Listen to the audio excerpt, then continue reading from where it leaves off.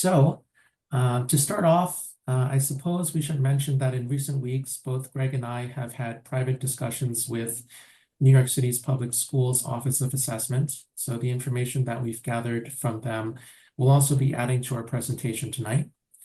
What we hope to teach you tonight during the webinar includes how to structure an effective study plan for the digital SHSAT, the most important concepts and question types to focus on, time management strategies to maximize efficiency on the day of the test, common mistakes students make and how to avoid them, resources and tools that can aid in preparation, and finally, we'll end the webinar with some Q&A for personalized guidance. So to start off, Greg, let's talk about how students and parents, families can structure an effective study plan for the digital SHSAT. Okay. Well, I think one of the first things to recognize is that the SHSAT prep as a whole, it's going to pretty much stay intact the same way that we do it now. One of the things we learned is that the DOE is going to be releasing 2 practice exams very shortly. We don't know exactly when, but when they do, there's only going to be 2, so we're going to be using some of previous techniques and ways to do that.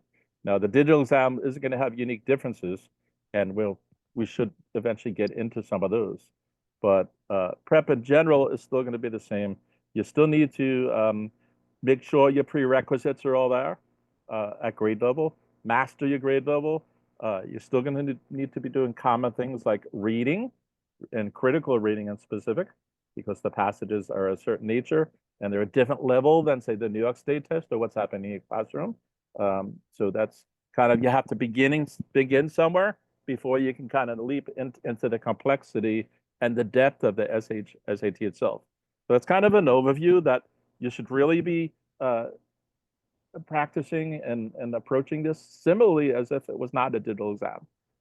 At some point, you do have to add the digitization into it, but that's kind of a last step. And to be honest with you, this is how I tutor my students already, where we kind of start from the ground up and incrementally build along. And usually half of my prep, I literally don't even use SAT practice exams. So it's really about getting your core knowledge really super solid, and then building on the novelness of the SHSAT, the depth of the SHSAT, and all that kind of stuff. So, so I'll kind of stop there because there's a lot to say, but I'll just give that as the initial thought that a lot of what you're doing should stay intact. Great points, Greg. Yes. So one of the things that a lot of families don't know about the SHSAT is that it's actually meant to assess students' understanding of the New York State Next Generation Learning Standards for 7th grade. And although there are some 8th grade concepts that sometimes appear on the SHSAT practice tests, for the most part, in order to structure a study plan for the SHSAT, you should be following the 7th grade learning standards for the 8th grade version of the SHSAT. And I'll also include a link to the actual learning standards so that families can see for themselves what those are.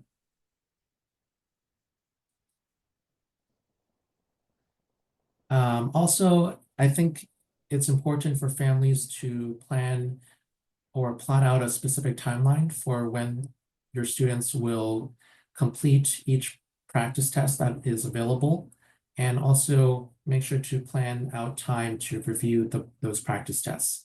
I would say that it's actually much more important that you carefully study your mistakes when you do complete practice tests, and less so the importance of completing many practice tests. It's more about quality over quantity.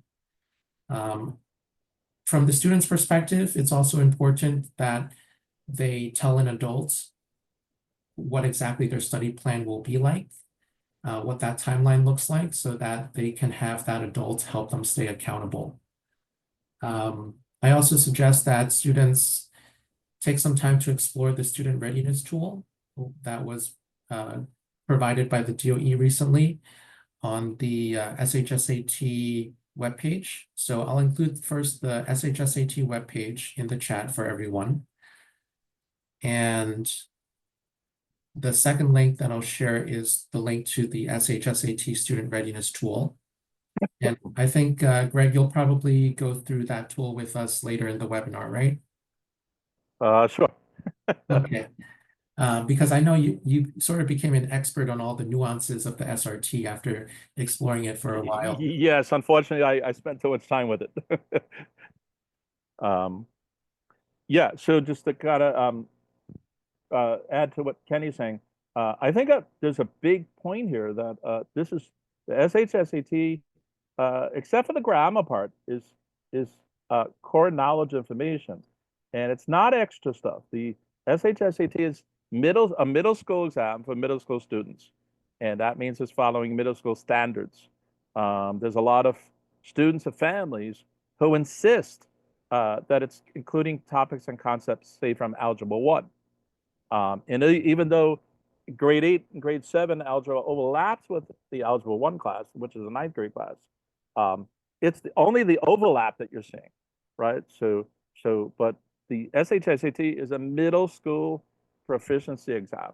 It's not a high school exam. It's not college. So if you pick up the link Kenny gave to the New York State standards, that's what we're looking for, nothing more, right? So a lot of students are over prepping for the SHSAT. They're trying to master all of Algebra 1, and all of Algebra 1 is not on the SHSAT.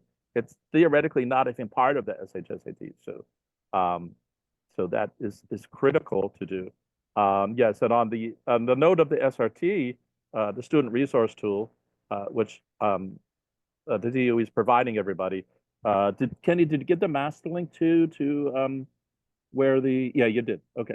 To the DOE's general FAQ site now for the digital exam. Everybody should go through the SRT yourself. The exam might be the exam no one loves, so to speak, but there is going to be slight digitized differences. And even if there wasn't, you still need to get used to the platform and the tools that it has and things like that, because you don't want to walk into the exam being, masterful in math, but not knowing what to do when you get on the computer, right? So there's going to be a learning curve there about that too. And while we can say, why didn't the DOE release online exams and all this other stuff? That's a good question, but at the same time, there's information out there that we can get to right now. And now is the time to be looking at that stuff. So when they do finally release the exams, that that's not going to be an issue anymore. Thanks, Greg. So the next part that we were going to talk about is important concepts and question types to focus on. And we sort of already touched on that by mentioning the 7th grade learning standards that the 8th grade SHSAT is based on. Also, I do want to point out that in my conversation with the executive director at the Office of Assessment, one of my questions for him was whether specifically questions such as these shape transformation questions will be part of the 8th grade SHSAT. And you'll notice that in the released document, in the document that they released, showing samples of these TEIs, that their last page or the last 2 pages of the document show us solution set questions where you'll have to graph the space in between 2 inequalities. These are specifically 9th grade level problems that will only appear in the 9th grade version of the SHSAT.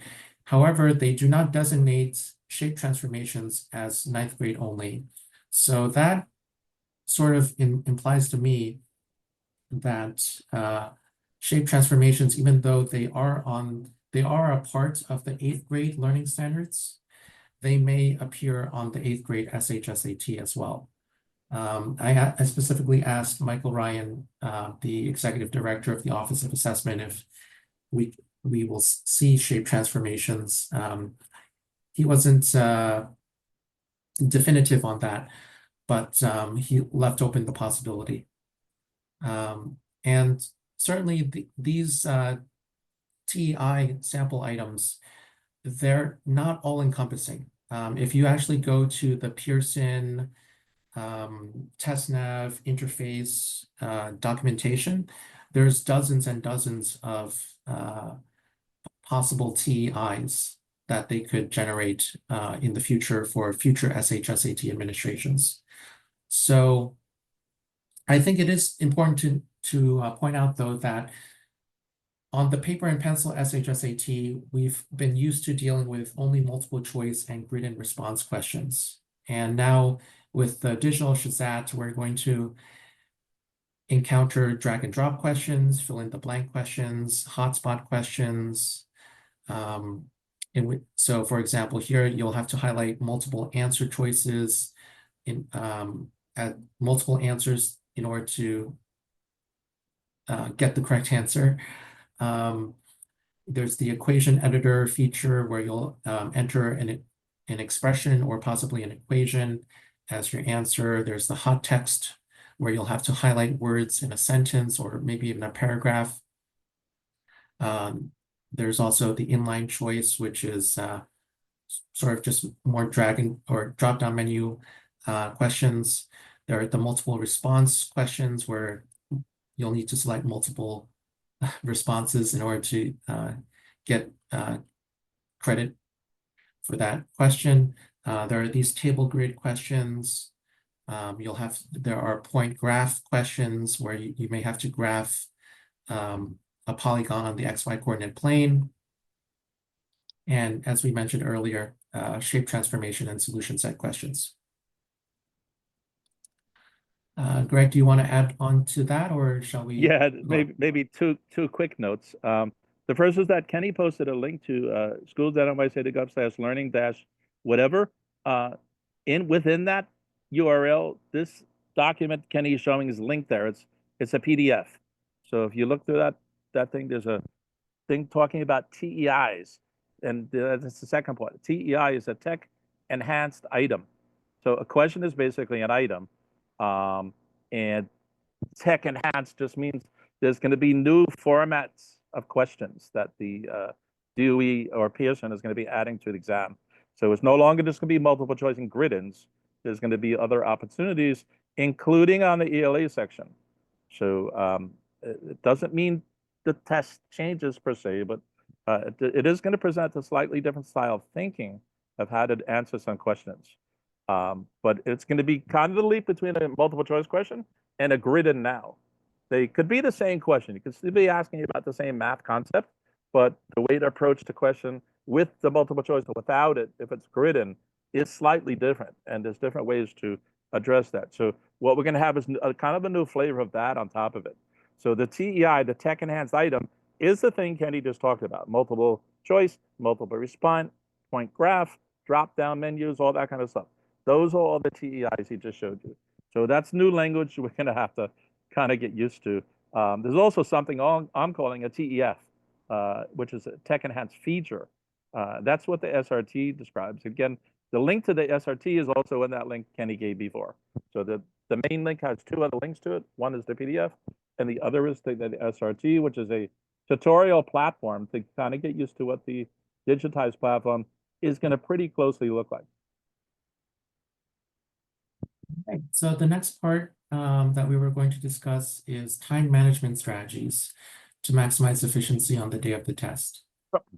Greg, do you have any thoughts that you'd like to share? I think the first is to start your time management strategy before the day of the test. One of the things that I find that happens is a student gets lost on test day. I like to say this ain't nothing like test day. It's a unique experience no matter how much you practice. And you really do need to get your time management situations figured out. How are you going to approach the test on test day? Which means before test day, you have to start doing that and seeing what works for you. For some people, starting the ELA section makes sense. For some people, starting the grid-in section makes sense, et cetera, et cetera. You also want to be timing yourself, all right? One of the main issues with the exam is pacing. And it it's hard to do. So the only way to do it is to be practicing pacing as well. So basically, when you start preparing, when you finally get to that you're doing SAT questions, I think first and foremost, you should be just trying to get them correct, no matter how long it takes you. All right. But at some point, efficiency has to kick in. The exam's 3 hours, you have accommodations, some students get 6 hours. At some point in time, the test ends, right? You have to be finished. What you also want to be combating is being tired, even daydreaming, getting exhausted, and all those kind of stuff like that. So you kind of have to have a game plan going into the exam and sticking to the game plan. So for as many students who don't even have a game plan, there's students who have a game plan, and on test day, they just throw it out the window. They don't follow the game plan. So that's part of it. So, and if it means right now, not particularly on test day, but if you can't get through a full exam, try to do a half exam. If you can't do a half exam, do half of one section. Just do as much as you can for now. And it's part of like anything. You have to build up your rigor, build up your stamina, and all that stuff. And it's all happening simultaneously. So, and even just by trying to get the questions correct, as you're getting used to the format of the exam and what you need to do to answer these deep questions, you're actually getting more efficient at it as well. All right. So all that has to happen simultaneously, but you do need to do conscious stuff for the pacing as well. One is alternate solutions as well. It might say if you're doing alternate solution, you're taking longer. You are, but if you can optimize both of the alternate solutions, sometimes you can get that done faster than a longer, slower solution. A lot of problems can be solved through logic. You're still doing math, and you're not cheating or anything like that. But there's an alternate way that you might be able to do in 30 seconds once you understand the concept that you're being asked. You can do that. Sometimes the arithmetic part, once you get the concept, just clicks in, right? So there's things like that you could do as well. So, but it's important to get finished before the exam. And what we also want to consider is, well, with the paper-based exam, you got to include bubbling time, right? So there's no longer bubbling time, but you can have navigation time. You're going to be navigating back and forth with the exam, right? The other thing you may want to consider is, going to the bathroom might take 5 or 10 minutes. So a 3-hour exam is not a 3-hour exam; it's less than that. So you're trying to shoot for 2.5 hours, and just wiggle around that. And what you also want to do is layer the exam. There's this notion of what's called doing the easy exam first, doing the easy test first. Which is you're going to do the ones you're sure you can get, and then you can add the complexity on the ones you're not sure about, and just build up. And then there's also just general strategies, like if you're totally stuck, use process of elimination and kind of things like that. So there's tons we could say about this, but that's 5 or 6 things right there. But pacing is critical, timing is critical, and if you ignore it, you're going to jeopardize your situation. Thanks, Greg. So just to add on to the points that you made, I would also recommend that students start with the section that they know they're going to be the best at. With the way that the test itself is curved, and of course, families should understand that the curve actually benefits students that are very strong in one area more than the students that are about equal in the two across the 2 sections, the ELA and the math sections, because the ELA and the math sections are scored separately, and at the tail ends of the score curve, every extra question that you get correct could add anywhere between 10 to 20 more points to your final score. But when you're in the middle of that score curve, getting 1 more question correct may only add 3 or 4 more points to your total score. So if you know that you have a good chance of getting a close to perfect score in, say, the math section, then it really helps for you to try to get that perfect score, perfect raw score in the math section, because that could mean up to 350 points on that section.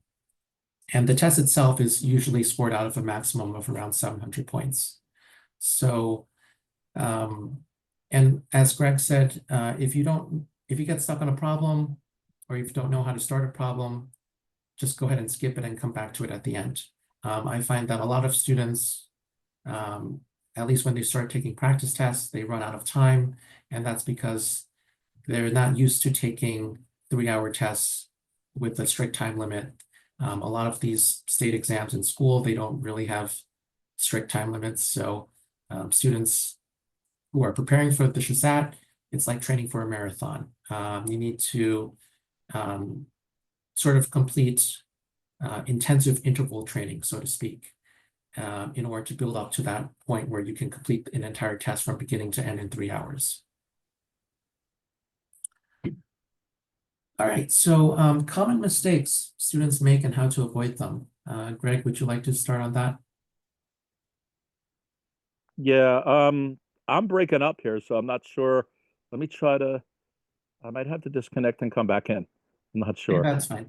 I'll go ahead and I'll let you rejoin.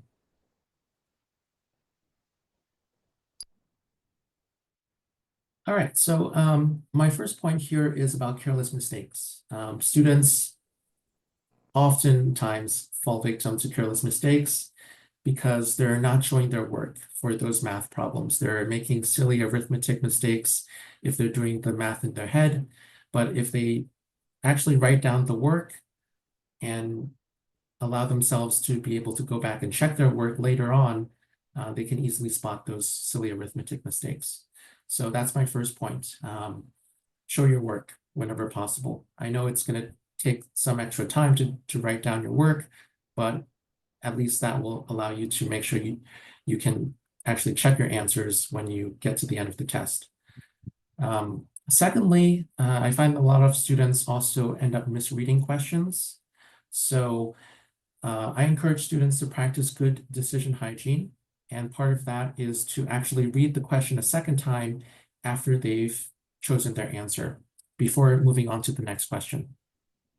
Thirdly, I find that students also tend to rush through passages especially when they're just starting to do mock practice tests. So I encourage students to annotate the passages as they're reading them. So that forces them to slow down and process what they're actually reading instead of just allowing the words to skip through their field of vision. Part of the annotation process is underlining key ideas, such as the author's thesis statement in a nonfiction passage, trying to understand what is the purpose of each body paragraph as it relates to the central idea of the passage. Also, a tip for when students get stuck between two answer choices that both seem equally good. Instead of settling for the answer choice that just seems to be the better answer, I encourage students to figure out exactly why one of those answers is incorrect from the point of view of the test writers. Keep in mind that out of the 4 answer choices, there's always going to be a reason why 3 of the answer choices are incorrect. You may not agree with that reason, but you should at least try to see it from the point of view of the question writer, the test writers, and put yourself in their shoes. Try to understand why an answer choice might be incorrect, possibly because it uses extreme language, or if it's a misinterpretation of what the passage says. Sometimes it's an outright contradiction to what the passage may say. And along those same lines, when you are using process of elimination, I encourage you to use the feature on the digital SHSAT interface that allows you to cross off the entire answer choice. But only cross off an answer choice when you have identified the part of the passage that clearly contradicts that answer choice. I also find that students often read through an answer choice the first time, say to themselves, oh, that doesn't sound right, and then they stop considering that answer for the rest of the question. Instead of doing that, you should be able to point to a specific line number or a specific paragraph or sentence that proves that that answer choice is incorrect. Greg, do you have anything else you'd like to add? Yeah, I think I'm back, not breaking up anymore. Sure. The process of elimination is really important on the ELA section. I find that knowing what main idea is a key critical component, even if it's not directly a main idea question. So out of maybe 8 to 10 questions per passage, um, one of them straight up going to be a main idea question, and 3 or 4 other ones are indirectly going to be main idea questions. So getting your literacy figured out is super important as well. And then, so Kenny's presenting a really classic situation where a lot of students can get rid of out of the 4 choices, they can get rid of 2 of them. That's reasonable. And then there's 2 they don't know how to tie break. Okay, so I call that hair splitting and intense mental negotiation, right? But sometimes it doesn't need to be as bad as that because there's sometimes it's the wording.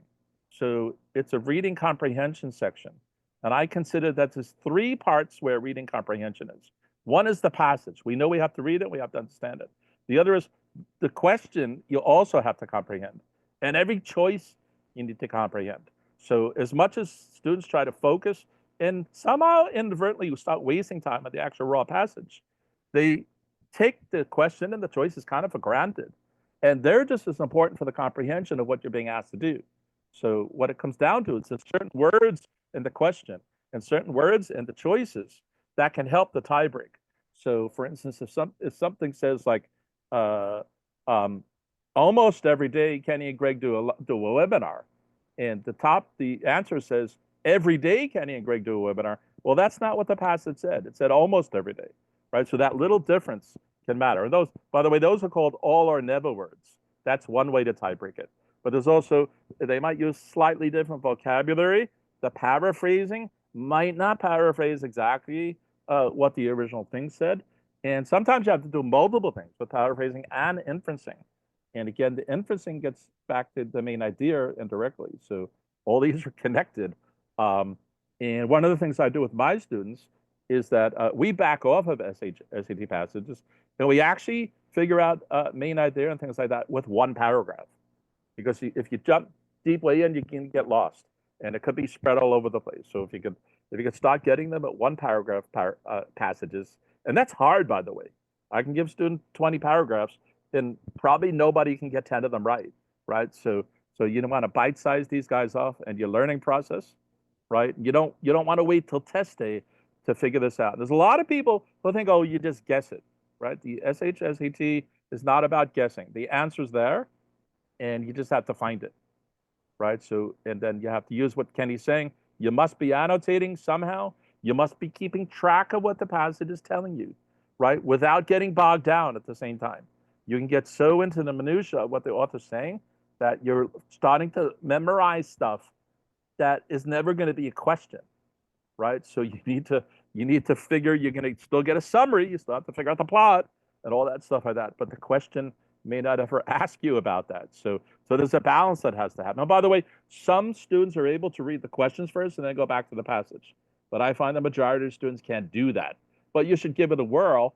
And when you give some of these things a whirl, it doesn't mean doing it once or twice, because that's often not enough to make sure it works for you or not, right? So you have to maybe do it 10 times or something. You have to remember in these exams, you're overloading your short-term memory with all the math questions, all the passages, all the ELA questions, the grammar. Your brain's going crazy at that point, and you need somehow to bring it, to a quiescent point to be able to be coherent to get these things. And it's logical. This is a thinking exam. Kenny was touching on this earlier. The SHSAT is mainly a thinking exam, and everything else cascades from that. So if you approach it that way, if you have to tie break something, there is a reason. The passage gives the reason why one answer is better than the other, right? It's a little slippery, like it's better. Yeah, 2 answers could be true and even slightly correct, but one is going to be exactly what they're looking for, and you have to tap into that. And don't position yourself just as a test taker. Start thinking of the concepts they're testing you on, and position yourself actually as a test writer as well. All right. So the next part that we were going to discuss was resources and tools that can aid students in preparation. So just a couple of resources that come to mind right now for me are websites like Khan Academy, iExcel, the directory of the official practice tests from past years, which you can find on one of my web pages. I'll include that in the chat right now, actually, so families can bookmark that one as well. And there are a couple good textbooks out there. Greg, do you want to add to that? Yeah, I'll drop. I have a link to my site too, so let me throw that on here with a whole bunch of like sublinks to it as well. Let's see, where's the chat? And then obviously the workbooks are important. What I find too is a lot of students get the workbooks, and you might have like a 600-page workbook, and they skip the review section because they say, quote, I know that, right? And it turns out a lot of students don't know it. So you should be reviewing your material. This goes back to what I said earlier about starting out. You should be doing prerequisites and grade level mastery, which is why the link to the stanzas is important and stuff like that. But they have review section, they have drill down questions, and then there's the full practice exams. You should be doing all of that as part of what you're doing. And then there's standard questions like, what's the best book to buy? There's a lot of standard books like Princeton Review, Kaplan, Barron's, Tudiverse. Kenny has a great poetry book. There's, Queller has a nice SHSAT book. And then there's 9 specific books too. So, and on that note, because I don't know how much we're going to focus on it, but the SHSAT 9 is a superset of the SHSAT 8. So on that note, there's basically only 2 really 9 books, which is Andrew Kim's SHSAT 9 Math and Bobby Tarek's SHSAT 9 Math.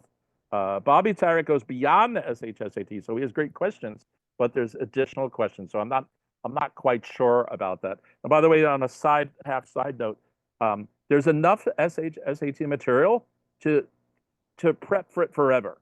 All right, so there's not really a good reason to use other exams. Maybe 30 years ago that was true, but now there's enough, at least minimally reasonable workbooks that you guys should be using. Anyway, just to kind of conclude on the book thing, I personally end with the Tudiverse book. I use multiple third-party workbooks. Some of them I just said.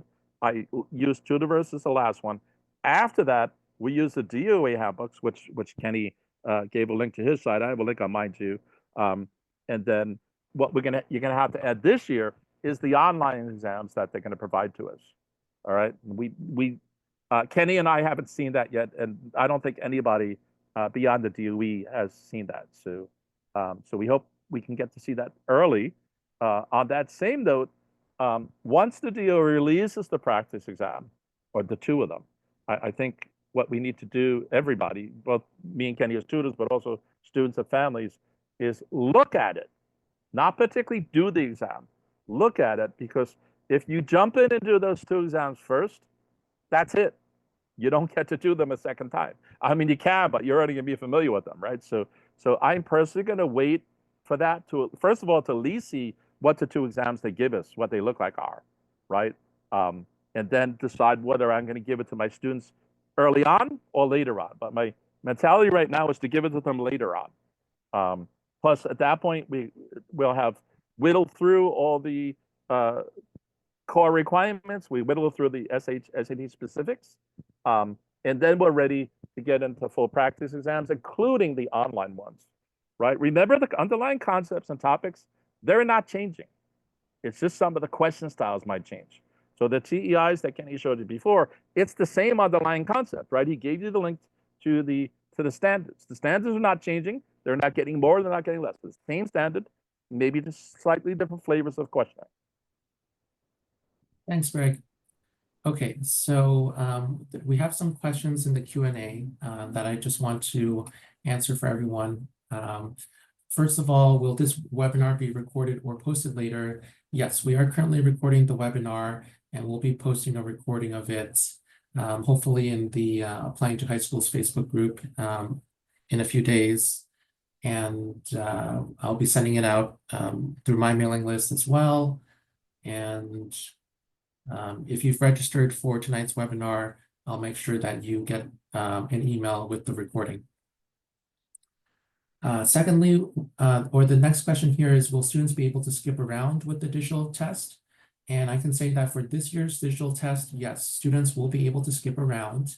As far as how students will be able to skip around with next year's, the 2026 version of the SHSAT, that's a little bit more nuanced. So basically with the 2026 version, students will be able to skip around within a single passage, but they won't be able to skip back and forth between passages. And they will be able to, it's actually not clear yet exactly how students will be able to jump back and forth between the 2 sections. if students will be able to start with, let's say, the math section or the reading part, instead of starting with the revising and editing, which is typically well, which has always been the standard beginning of the test. So we have to wait and see exactly how the DOE is going to decide what the functionality will be like for as far as skipping around for the 2026 version of the SHSAT.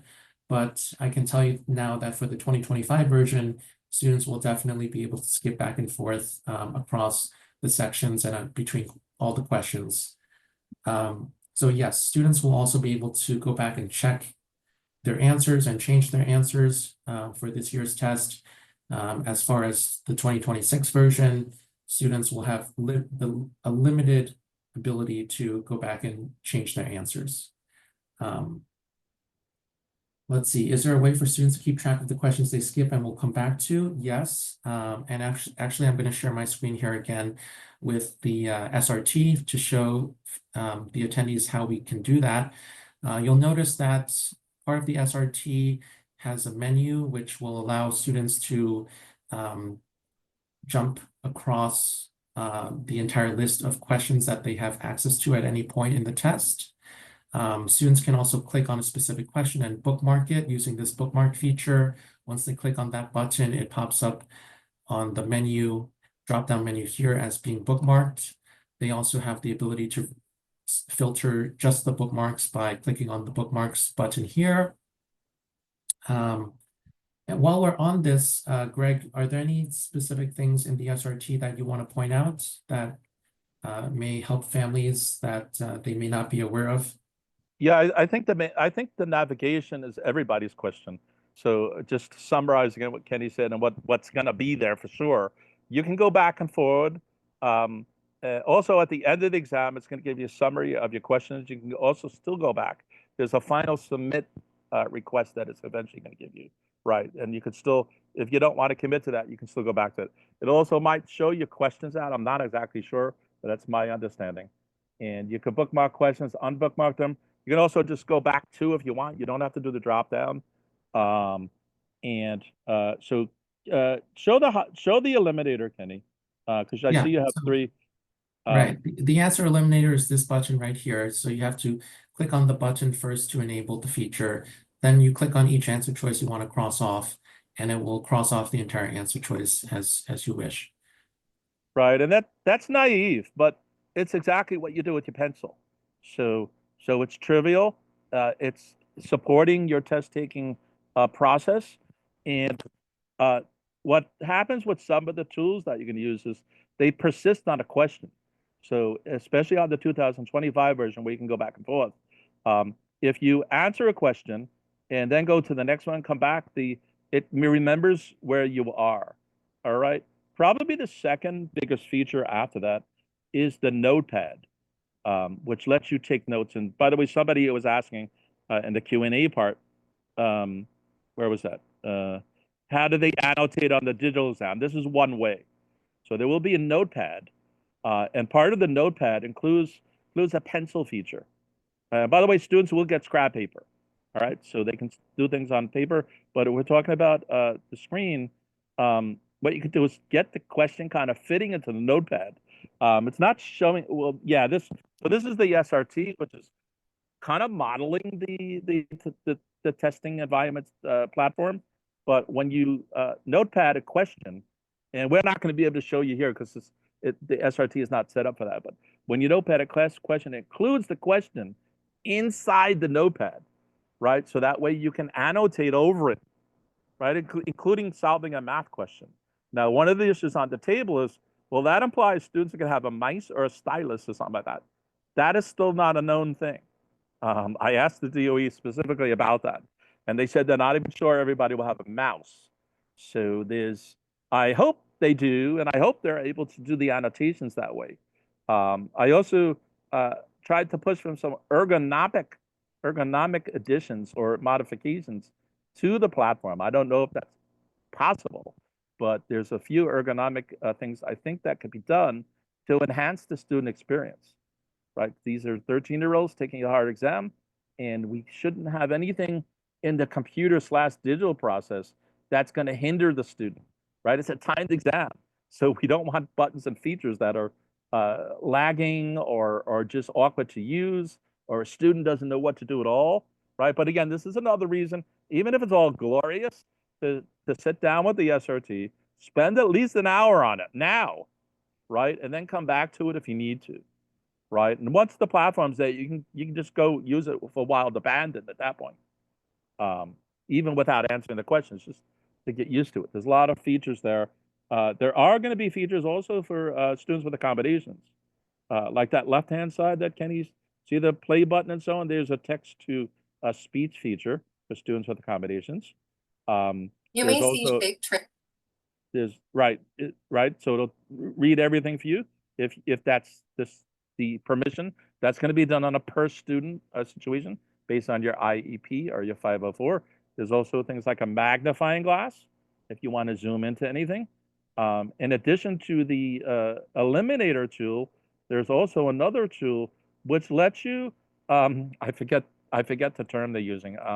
Is it called the line? Yeah, the line, what is that called? The line what? Line reader mask. The line reader mask. And I remember doing this in first, second, and third grade, not on a computer, but on a projector. So it's a way of focusing. And Kenny, too, you can drop down the open window part too, right? Just drag that so they can see that moves. Not the whole box, but the actual open space there. See the little arrow in the middle of it? Yeah. No, the other one. Inside, right there. And you could, and if you go in the corner, you can make it bigger. Right? So the student has full control of that. And again, it's persisting. You can go to the question and come back to it, or you could bring it and disable it. And a lot of the tools, you see where it says guest user. So that's where Kenny's getting these from. If you click on that. Now, I think that's not natural. So I'm suggesting to DOE take those drop downs right there and put them next to the other three in the center. There's an X and a little, the notepad thing in the middle, and just make a toolbar. There's no reason to click out your name to get extra features. They're also implying that to turn it off, you have to go back up to the drop down and disable it. There should be a way to X out of some of these things. A few of them, I think the magnifying glass has a way to X out of it, but not all of them do. So I'm trying to fight for you guys to get them to, again, this is ergonomics. This is the design. Or something like there's a glossary as well. The glossary is going to be twofold. One is glossary just for things like normally when you read a passage, there might be a little footnote and you look at the bottom of the page of the footnote. So there's going to be a glossary for that. There's also going to be a glossary for ELL students. So because normally with the paper-based exam, they're provided glossaries of technical terms and stuff like that. So that's also going to be incorporated, built into the digital exam. And again, some of those would be set based on the student situation. There'll also be an equation editor in the math. That might be a pseudo complicated thing. At the same time, some of you might be going, oh no. But you have to remember, your students, almost all are using something like iReady already, which already has these things in it. Maybe not exactly the same, but these are not, you might consider this high tech or whatever, but Pearson is doing nothing really out of the ordinary with these extra tools. So, and they're nice. And we could just do stuff like, so there's a couple of questions I asked them about the equation that I'm still waiting for the answer for. But so for instance, Kenny, click on the exponent one. Right. So if you guys see, it fills in the white space box. So you can put something like 5 squared there. Right, and that would be your answer. So it might say write your answer as an exponent. Right, that's different. And by the way, that's a difference with maybe how the multiple choice works. Because normally you might be inclined. Let's say it was a grid in. You can't, with the paper-based exam, you can't put 5 squared. You have to put 25. So I was saying earlier, there will be, even though the content, the topics are the same, the way they're asking you to answer the question might morph. Now, we don't know how much the morphing is going to take place, but that's a critical component. So let me see. Is there any other, let's see, it's the bookmark, the navigation. Again, we don't know how to cross sections. I explicitly asked the DOE that, and I don't know that I got the answer to it. And this SRT, as much as it's mimicking the platform, it's my understanding it's not exactly the platform. So it's going to be close, but not exactly close. Because I kind of got two comments. One was that it was it was the SRT for the SHSAT, and then when I asked other questions, it was like, well, it's not going to be exactly that. So anyway, it gives a good flavor. There will be all those tools and more of them. We didn't talk about all the tools. But it's going to be feature rich, and as people use the online platform when they finally release the two practice exams, please contact Kenny and I. I think uh, we're seem to be the two people on top of this, um, and we're going to stay on top of it. So if there's any idiosyncrasies and nuances, please contact us. We're not hiding in a hole. So, and we're here. We want this to be a smooth process, um, and just make sure everybody is comfortable and up to date and things like that. There is a Q&A question here about the ninth grade exam press step. I meant to ask the DOA that and I forgot. I also meant to ask them if there's going to be a practice, an extra practice written section. Okay, and the issue of a DOE handbook may or may not exist. I asked them that explicitly, and they didn't know yet. So we don't know exactly what they're going to give us on the platform, and also not on the platform. In other words, PDFs and things like that. And a question that comes up every time this platform is discussed is, well, what about students with IEPs or 504s? So there will still be a paper-based exam for certain students. I don't know how many students that will be, but the DU that's up to the family and the DOE. But there is still going to be paper-based exams for students with you know, extenuating circumstances. So that's something that Kenny and I can't answer. That has to be between you and the DOE.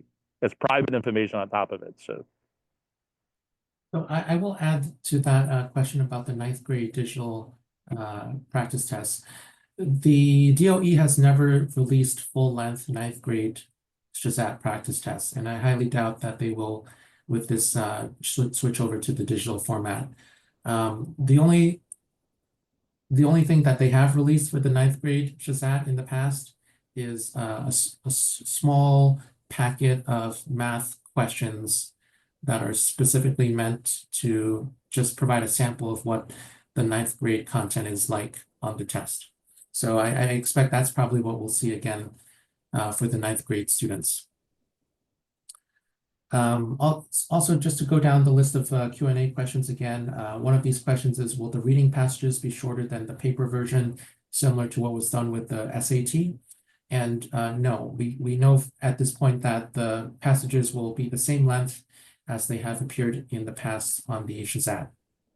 and they will also model the same scenario. So for instance, the SAT or the New York State exam, you might read two passages and compare them. Nothing like that's going to happen on the SHSAT. So it's a passage with certain questions, and that's the model they're going to stick with, the passage things.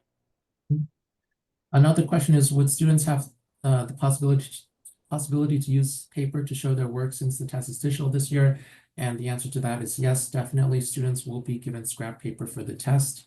In fact, the executive director of the Office of Assessment made a joke to Greg the other day about how he was going to get the scrap paper from some other company in the same building that he was working in. So let's see here. Will the students get their score as soon as the test is over? No, the scores will be released at the same time that regular high school offers are released, which is usually around March, as it was this year. Right. So we have to make note that because they did recently, the past 6 years or something, they do SHSAT-based schools and not non-SHSAT schools simultaneously, that you have to still wait for the auditions to happen, for essays to be read, and all that kind of stuff like that.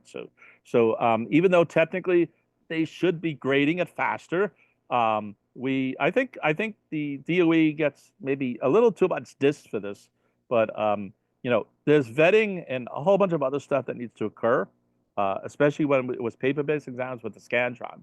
So you might say, well, there's a computer now, there's no Scantron. No, that's true, but there's 28,000 testers, and no matter how you slice this is no picnic. I've been involved with doing computer. I was used to be a computer programmer, and part of that was specifically I was doing coding for schools, including registrations and all this other stuff. And you wouldn't believe how things could go bad. All right, so there's more behind the scenes, and so I think it's right that the DOE has some wiggle room. Maybe March something is too late, but uh, don't expect it 2 days later. It's still going to take a few months. That's the end of that. There's I don't know really a way to get that more efficient on their end, not by magnitudes or anything like that. So Let's see, another question that someone had is how many questions will there be in the ELA and math sections? So for this year's test, the 2025 SHSAT, the number of questions remains the same, so 57 math questions and 57 ELA questions. As far as the 2026 version and beyond, that has yet to be determined. yeah, so if you go into the chat, the very first link Kenny gave was a link to an FAQ from the DOE and themselves. So there's a lot of common questions being answered in that, including how the exam is going to be broken down and things like that. And that's going to be the same, by the way. Kenny indirectly touched on this before, but the same sections are going to be this. So it's going to be revising it in A, still going to be revising it in B, still reading comprehension. However, there's no longer going to be a grid-in section. It's going to be intermixed into the multiple choice questions, and there's no longer grid-in question category. It's called fill in the blank. All right, so that was the example before Kenny did the 5 squared. That was indirectly demonstrating that as well. So there's no longer a special 5-section question section called grid-ins. I don't know how many of those they're going to have to fill in the blanks, but they're going to be integrated randomly into the multiple choice section. So therefore, it's no longer a multiple choice question, right? Because there's other TEIs as well, right? So we can only call it the math section now, right? Because they're not all going to be multiple choice questions. Let's see, another question is what device will the SHSAT be taken on? And Gregor, do you want to field this one? Yeah. So it so the test is only going to be taken at DOE locations, which means there's going to be the school day test for 8th graders for the DOE, and then there's going to be at 5 or 6 other days for other students. No matter what location the student takes it at, it has to be a DOE location. And it'll only be using DOE computers. The majority of DOE computers are Chromebooks. They're known to be sufficient to do this. They are low-end computers and so on and so on, but they do have a test suite, if you will, that they're going to be running on each computer to see if it's okay to be run. And just that piggybacks on the issue of security. The test will be secure. It might even be more secure than the paper-based exam was. The paper-based exam had to be express mailed to locations, and you could snag a copy if you wanted to. I don't know that anybody ever did that, but so cheating was always an issue. Um, yeah. So I got lost on the question. What was the question again? Let's see. I'm just going back to my other tab here. Oh, what device is the test going to be taken Oh, on? so it's mostly going to be Chromebooks, and when you think about it, so there's going to be even though the SRT is being presented as a browser, the actual exam, from my understanding, is going to be running through a proprietary app. Okay, so it'll look the same, but it's not going to be the browser. Anyway, it's going to lock down the computer, and it's going to be a safe exam to use. And the compute power of the Chromebook is going to be sufficient. So in addition to checking through, scanning the Chromebook, it's going to make sure it has enough memory, that the battery is reasonable, all these kind of things like that. So, and there should be really no, from that perspective, there should be really no technology issue in terms of the device. They will also be using some things like iPads or whatever as well. I don't believe they're going to be using any Android, no Linux, no Unix. So it's going to be strictly the Chromebooks. I don't know which manufacturer, and I believe just iPads. All right, so they need to get that matching as well. You may also say the iPad is not powerful enough.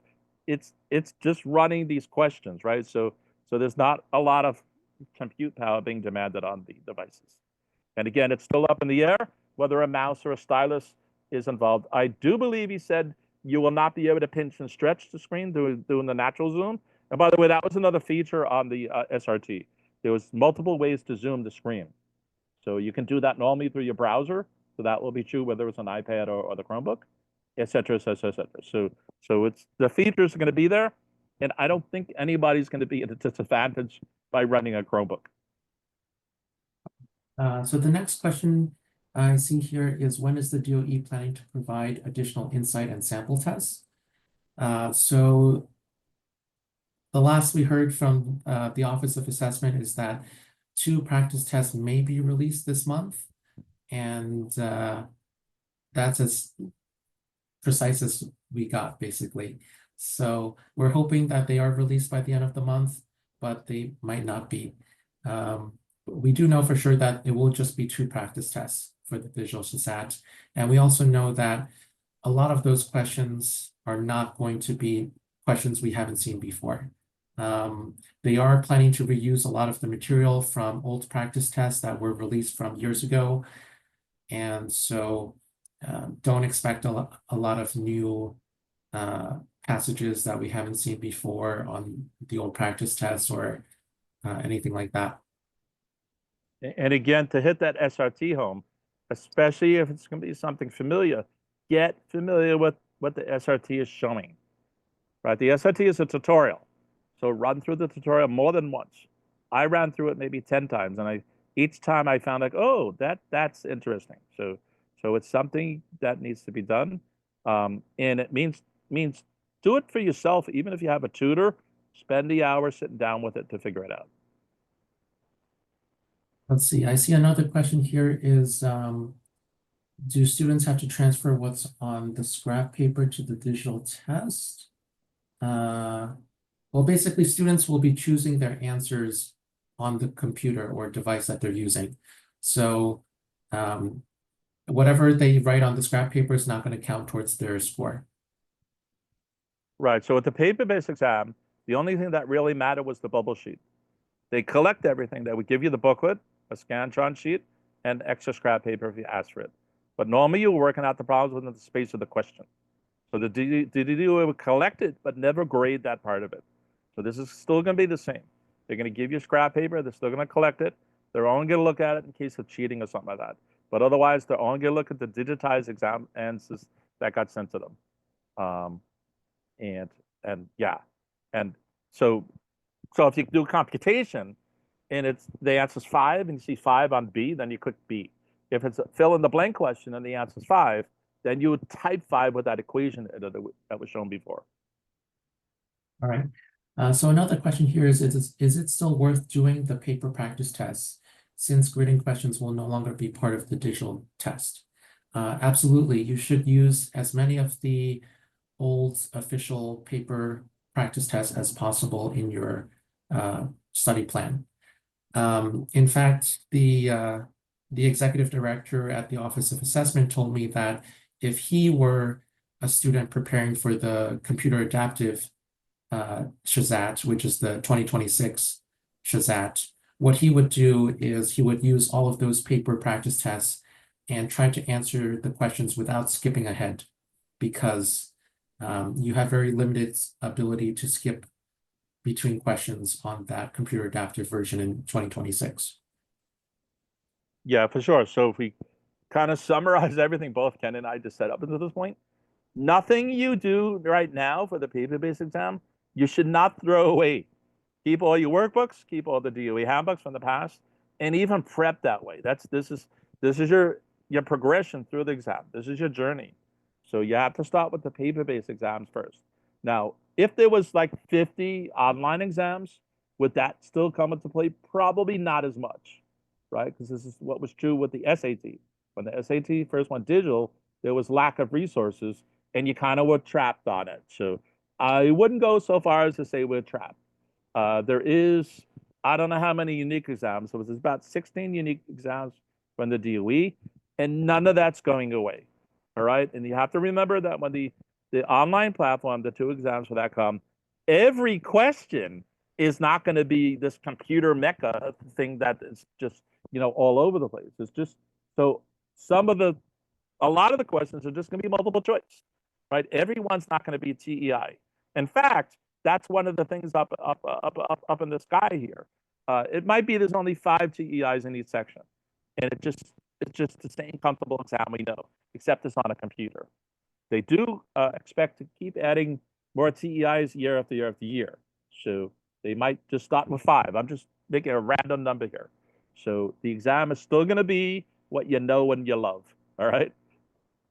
Let's see, we have a question here from someone who's asking whether students taking the 2026 exam will see different questions than other students, I suppose, sitting around them.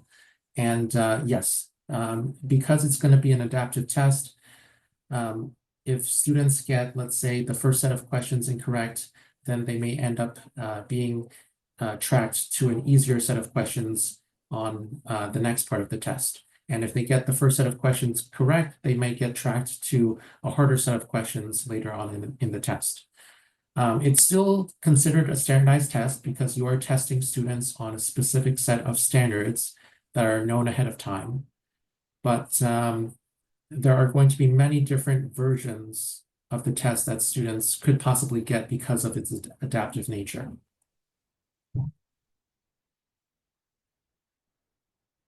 I also see here there's a couple questions about when the test will be. And usually the test dates are not announced until a few weeks before the test itself. And so registration usually only opens a few weeks before the test itself. In the past, it's been around the end of October for 8th graders attending public schools, sometime in the middle of November for students that are taking it with accommodations, or students that are taking it as a 9th grader, or students that attend non-public schools. Let's see here. So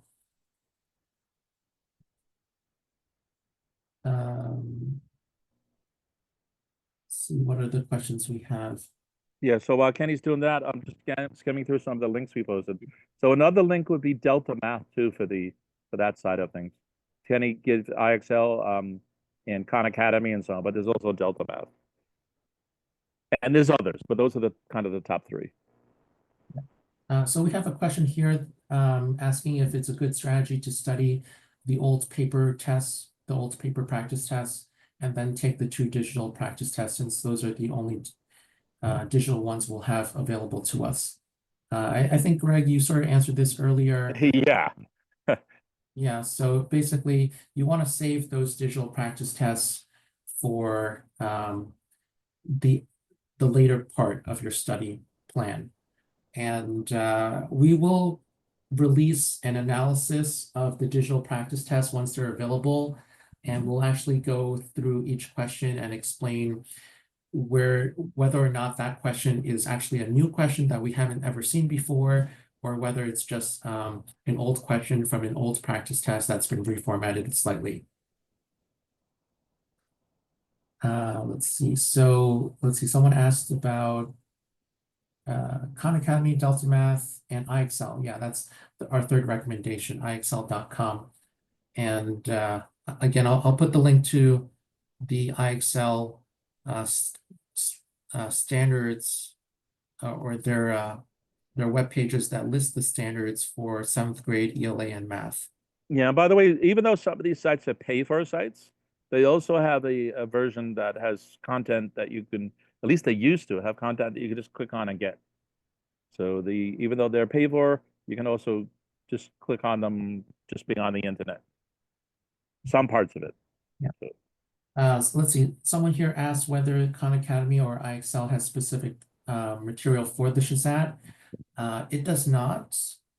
They don't have like a specific list of things that they recommend studying for the SHSAT, if that's what you're preparing for. But their materials are aligned to the New York State learning standards, and that's what's important.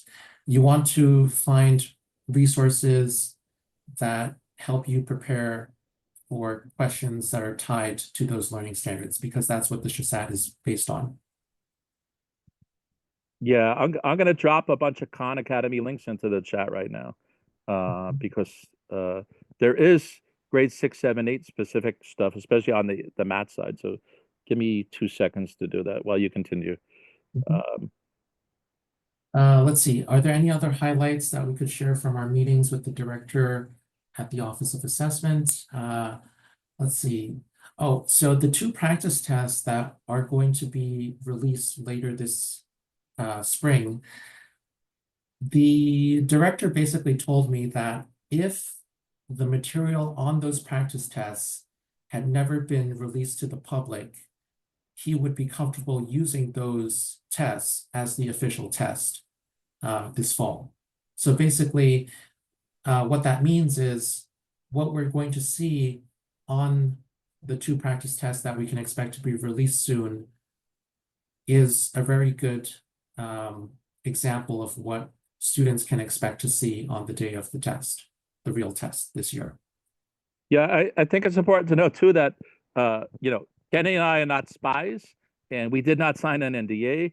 So as much as we may have learned to whatever, there's still a lot we don't know. And in fact, that's the reason we're doing this session. So to answer what else he said, we're telling you what he said. So that's we're trying to be transparent. So. Let's see, we have another question here about homeschoolers and whether they should register for the eighth grade SHSAT or the ninth grade SHSAT because it's maybe unclear which grade they are being homeschooled in. Greg, do you want to field this one? Uh, I don't know the answer to that. And I Yeah, categorize this that's under what I probably a call, question that you should ask yeah, the family extenuating welcome center circumstances. or the Office of Enrollment. Yeah, Right. This is also true for students who are coming from outside the United States and coming into the New York City public school system. This has to be something you ask the DOE directly. right. Let's see here. Someone asked if the computers have a touchpad or mouse, and the Chromebooks do have a touchpad. It's not clear if all students will also be given a mouse to use. Of course, iPads don't normally come with a mouse standard, so um, that's something that we'll have to wait and see from the DOE what they announce. Let's see, somebody asked what is hotspot? Hotspot is one type of question that could appear on this year's test. It basically involves having students highlight their answers, and there could be multiple answers that are correct. Okay, so I dropped the top level links to the Khan Academy sections on math that you should really be looking at. And if you know the last three is unit 9, 10, and so on. Those get iffy that they're on the SHSAT. And if they are, they're really on the SHSAT 9 and not the 8. Right? Again, don't be going into Khan Academy under the SAT section, and don't be going into Khan Academy under the Algebra 1 section. Right? That's overkill, and you're going to start studying stuff that's not going to be on the exam. The exam's challenging enough without going into places that you don't know. If you love test prep and you're just a bookworm and all this other stuff, go for it. But if you goes to prepare for the SHSAT, stay focused. Right? There's no point like you know, I could argue if you learn Spanish, it would help you English, right? But that would not be a reasonable thing to do. So it's the same thing here. Somebody just popped up. What is the SRT? It's the Student Resource Tool, or is that what S means again? Yeah. Student Uh, readiness tool. and it's a link. If you look at the very top of the chat, the first link Kenny gave was to an FAQ from the DOE, and it includes the link to the SRT. We could probably include that link again right here too, though. Let's see. Um, yeah, I'll drop it right here. All right, so while you're dropping that link, Greg, I'm also going to drop the links to our websites so that everyone can take a look at what we offer as far as tutoring services, if that's a route that you'd like to pursue. And as well, somebody's dropped in the chat, not the Q&A. If there is a computer problem, will there be on-site technical support? All right, so So I did raise this to the DOE about emergency plans, catastrophes, and all this other stuff. They are running through scenarios, preparing for something, which is great, great. Remember, on an emergency though, you can't plan for everything, and this is a long journey. They're not ignorant of it, so they are trying to figure out other ways around it. And again, that gets into the beauty of the Chromebooks and all that other stuff like that. But they have test stressed some things. They are aware of if there was Wi-Fi limitations in certain schools and locations, they are on it. So there's issues involving all that. So, and then if I think if we go back to that question, where was it? If I change the question, it says, if there is a computer problem, will there be on-site technical support? I'm going to change the question to be, if there was a problem with the paper-based exam, will there be technical support? So I think we have to recognize that the paper-based exam was not a panacea. A lot could have gone wrong with the paper-based exam, and in fact did, right? Those are things that kind of fall to the wayside. But there's things about paper-based exams getting lost, paper-based exams being scored wrong, things like that. So this is not a computer-specific thing. Now, can something go wrong? Yeah. Can something go wrong to thousands of kids at a time? Yes. But so they're on it, they're planning for it. And if we just keep thinking about the worst questions, we're never going to kind of get past some of it. So we do need to kind of come out of this on a positive note. I'll kind of give a little bit of my perspective. This is not perfect, but I'm actually excited about it. So the more I looked at the SRT and the more I went for the different kind of TEIs, I was like, wow, this is almost an opportunity to put a new dimension into the exam taking process. Right? It's not perfect, but guess what? No, the paper-based exam wasn't perfect either. There's some students. There's actually a whole number of problems that can occur with the paper-based exam. I mean, at a student level. Some students write too big, so they need a lot of scrap paper. Some students, they forget when there's a 2-column passage to read the second column, right? So the paper-based exam has a lot of problems that people just make believe don't exist. So the computer is going to solve some of those. Is it going to have its own set of problems? Most likely, right? So just like we dealt with the paper-based exam problems, we'll just deal with the computer ones. All right. Thank you so much, Greg, for joining me tonight. If anyone has any further questions. Thanks for joining me too. If anyone has any further questions, you can feel free to reach out to either of us through our websites. Our emails are up there. And again, we'll be sending out a recording of tonight's webinar to everyone that registered, and we'll post it in some other places as well. And definitely keep in touch with us. Again, we're the two guys on top of this, and we're going to stay on top of it. And if you have any extra questions, like Kenny said, we're going to do some sort of follow-up, maybe at least one. So this will be a good place to be to get the information on top of the DOE releasing the exam, hopefully this month. So, and then we'll just work forward from there. This is a kind of a milestone that we can get this far to even talk about it. So that's wonderful, right? So, and the DOE, I am grateful that we got to get connections with them. We all complain about the DOE, but we have information. We just spent an hour and a half or something talking about things. So that's wonderful. Have a great night, everyone. All right.